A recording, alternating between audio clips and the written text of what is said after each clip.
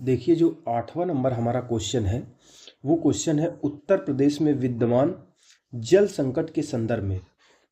Sorry. Uttar Pradesh में जो हमारे जल संकट है, यानी विद्यमान जल संकट के संदर्भ में जो अटल भूजल योजना है, उसके महत्व पर प्रकाश डालिए।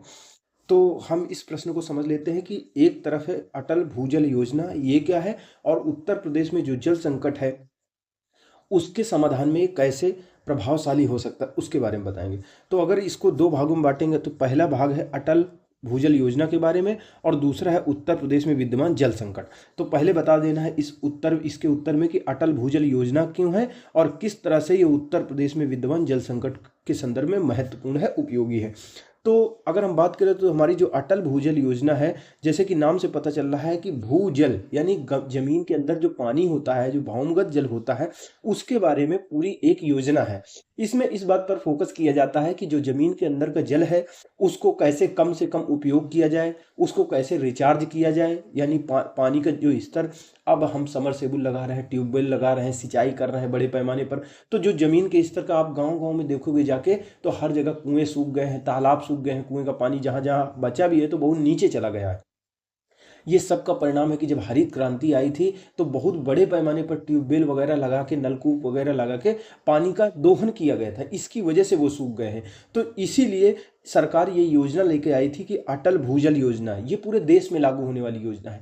तो ये भूमिगत जल स्तर पर केंद्रित है कि किस प्रकार से हम, अगर देखा जाए तो जितना भी घरेलू जल होता है उसका लगभग लगभग 80% पीने के पानी में हम लोग पूरा इसी को यूज करते हैं। इंडस्ट्री में आजकल यही यूज हो रहा है, खेती किसानी में यही यूज हो रहा है। खेत में देखो नहर का पानी तो बहुत कम होता है, ज़्यादातर बहुत सारी ऐसी जगह होती है, पंजाब हरियाणा, मतलब बहुत सारी जगह में जहाँ पे केवल और केवल ट्यूबवेल से पानी का उपयोग किया जाता है, नलकूप से समरसीबल लगाकर ही पानी। तो इससे हो रहा है, दिन प्रतिदिन जो हो रहा है भूमिगत जल स्तर नीचे जा रहा है। उसी का प्रबंधन करने के लिए उसी को कैसे बढ़ाया जा सकता है, कैसे जो अमृत सरोवर होते हैं वो लगाया जा सकता है, किया जा सकता है, तो भूमिगत जल स्तर बढ़ेगा। कैसे हम जमीन के अंदर जो जल होता है उसकी मॉनिटरिंग कर सकते हैं, यानी भौमगत जल स्तर की मॉनिटरिंग करना है कि कितना पहुंचना है, किस स्तर तक हमको रखना है, इसके लिए कौन सा संरक्षण करना है, कौन सी हमको टेक्नोलॉजी यूज करनी है, जैसे स्प्रिंकलर करना है, ठीक है ना, ड्रिप सिंचाई का यूज करना है, पानी का रीयूज करना है, ठीक है, फिर से ट्रीटमेंट करना है, ताकि जो भूमिगत जल स्तर है उसका कम से कम उपयोग हो। यानी यह जो कार्यक्रम है मांग पक्ष के प्रबंधन पर भी केंद्रित है कि किस प्रकार से हमको जो पानी की डिमांड होती है उसको भी प्रबंधन करना है, उसको भी कम करने की कोशिश करना है, क्योंकि जनसंख्या बढ़ रही है तो डिमांड कम करना होगा किसी न किसी तरीके से, पानी का कम से कम उपयोग करके। और एक तरफ हम उसको भरेंगे, यानी इस कार्यक्रम का जो अटल भूजल योजना है इसका एक प्लान है। एक प्लान क्या कहता है, एक तरफ हम जो जमीन के अंदर जल है उसमें पानी भरेंगे, रिचार्ज करेंगे, और दूसरी तरफ जो निकालने का प्रोसेस होता है उसको कम करेंगे, यानी पानी जो निकलता है उसको, मांग पक्ष होती है उसको किसी न किसी तरीके से प्रबंधन करने की कोशिश करेंगे, और जो सप्लाई वाला पक्ष होता है यानी रिचार्ज करने वाला पक्ष होता है उसको बढ़ाने का प्रयास करेंगे। तो उसी पर ये प्रश्न केंद्रित है। तो चलिए देखते हैं हमारे किताब में क्या दिया हुआ है। वर्तमान में भूजल पेयजल का प्रमुख स्रोत है। आजकल पीने के पानी के लिए ज़्यादातर भूजल का ही उपयोग करते हैं।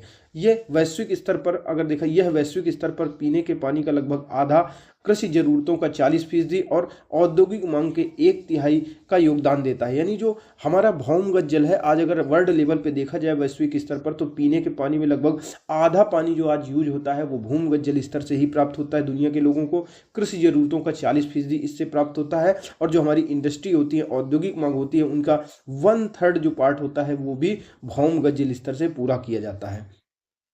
भारत में भूजल का सर्वाधिक दोहन हुआ है हरित क्रांति के बाद, उसके बाद बढ़ा है। हरित क्रांति के बाद चूंकि ज़्यादा फसलें उगाई गई, ऐसी फसलें उगाई गई जिनको बहुत ज़्यादा पानी की ज़रूरत होती थी, उच्च गुणवत्ता वाले जो हाई यील्डिंग वैरायटी जो सीड्स थे उनको बहुत ज़्यादा मात्रा में उर्वरक चाहिए होता था, उर्वरक को घोलने के लिए क्या होता था, पानी चाहिए होता था, इसीलिए सिंचाई बढ़ी है हरित क्रांति के बाद।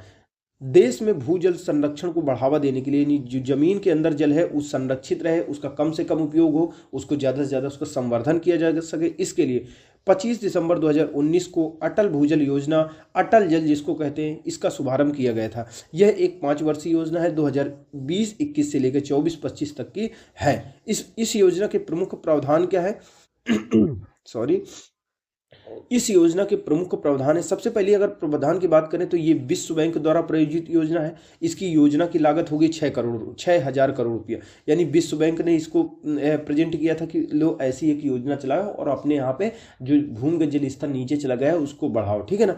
तो विश्व बैंक द्वारा प्रायोजित है, लागत है 6,000 करोड़ रुपया, जिसमें आधी राशि कौन देगा, यानी 50% जो राशि है विश्व बैंक द्वारा ऋण के रूप में, कर्ज के रूप में दिया जाएगा। और जो कर्ज के रूप में होगा उसका पुनर्भुगतान भी केंद्र सरकार द्वारा किया जाएगा आगे चल के। जो 6,000 करोड़ है, 6,000 करोड़ में आधी राशि विश्व बैंक दे रहा है, तो आधी शेष राशि बजटीय सहायता से केंद्रीय मदद के रूप में मिलेगी। यानी शेष 50% राशि बजटीय सहायता से केंद्रीय मदद है। यह योजना उन राज्यों में चलाई जा रही 7 ऐसे राज्य हैं जहां भूमिगत जल स्तर तेजी से घटा है या फिर घट रहा है या फिर प्रदूषित जल स्तर है। तो यह योजना 7 राज्यों जैसे कि गुजरात, हरियाणा, ठीक है, राजस्थान, महाराष्ट्र, मध्य प्रदेश और कर्नाटक और उत्तर प्रदेश में लागू की गई है।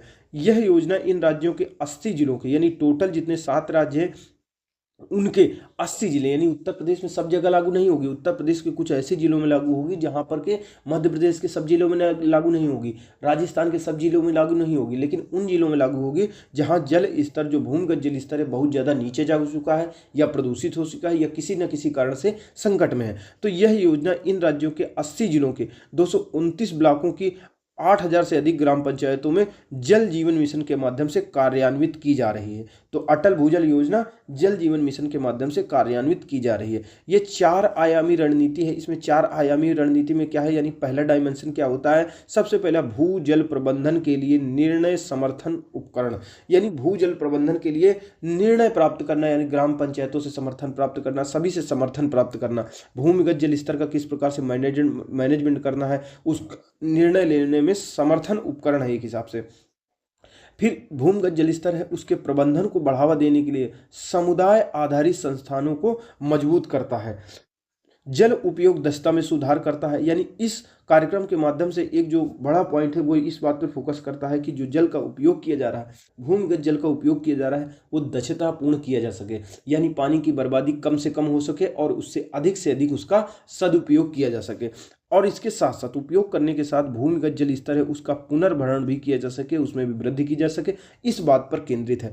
इसमें राजकोषीय विकेंद्रीकरण पर केंद्रित है कि यानी जो अलग अलग लोग इसका निर्णय ले, यानी एक ही लोग निर्णय न लें, एक ही लोग पैसा न खर्चा करें इसके लिए, ठीक है ना। इस प्रकार अगर देखें हम तो ग्रामीण जलापूर्ति विभाग, उत्तर प्रदेश का ग्रामीण जलापूर्ति विभाग है, उसके अनुसार उत्तर प्रदेश में 70% जो सिंचाई होती है भूमिगत जल से ही होती है।